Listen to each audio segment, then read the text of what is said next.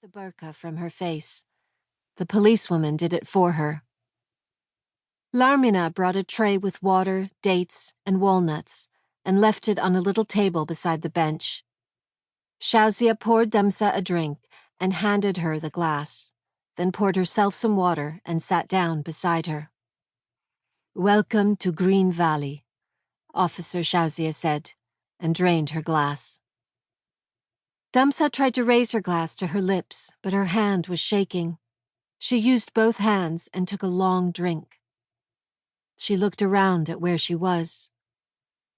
There was color everywhere, so much color that the rest of the world Damsa had known seemed dull and dusty by comparison.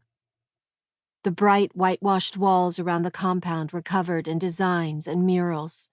Carpets and quilts aired in the sunshine. Even the bench she was sitting on was painted light blue with purple irises. Many gardens bloomed. Tidy pathways wove between the gardens, leading to a one-story main house and several smaller outbuildings toward the back. The main house had a large awning for protection from the sun and the rain. The whole place was neat and yet a bit messy and full of life.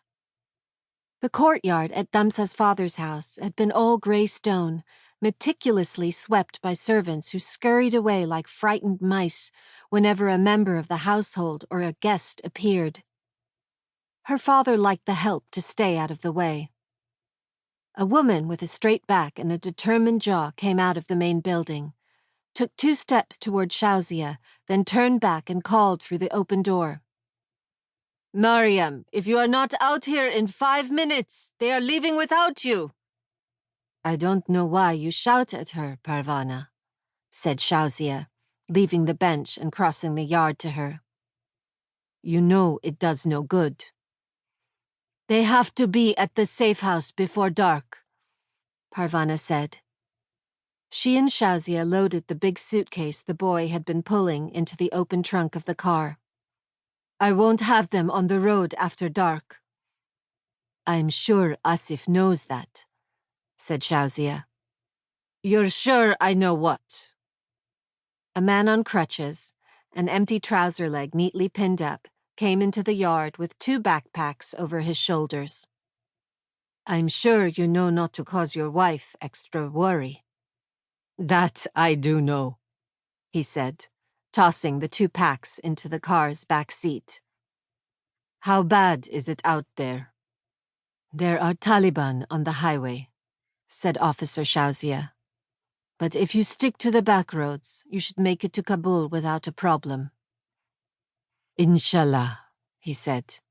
"Princess Mariam is on her way out."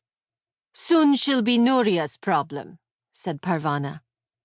She put her arms around Rafi. Asif joined them in the embrace. A voice called from the house. "I am here. I am ready. I couldn't find my gold. I turned all my music earnings into gold chains to take with me, but I couldn't find them. Then I remembered they are already around my neck." A woman, younger than Parvana and Shauzia, and much more beautifully dressed in an elaborately embroidered tunic, came into the yard pulling a small suitcase. "I don't know why we have to leave so early," the woman said. "Our flight doesn't leave until midday tomorrow." Damsa nearly dropped her glass of water. She couldn't believe what she was seeing. All exhaustion fell away as she got to her feet and practically flew across the yard. "You're Mariam Gulalai," she said. "You're Mariam Gulalai. I know all your songs."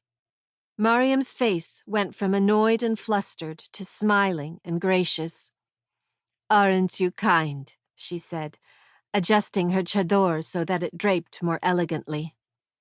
"What is your name?" "Damsa. I did a YouTube video of me singing one of your songs, Almond Trees in Bloom. Did you see it?" "I'll look it up when I'm in the airport," Mariam said. "Goodness knows I'll have lots of time." She glared at Parvana. "Get in the car, Mariam," said Parvana. But when Mariam started to do that, Parvana grabbed her and hugged her.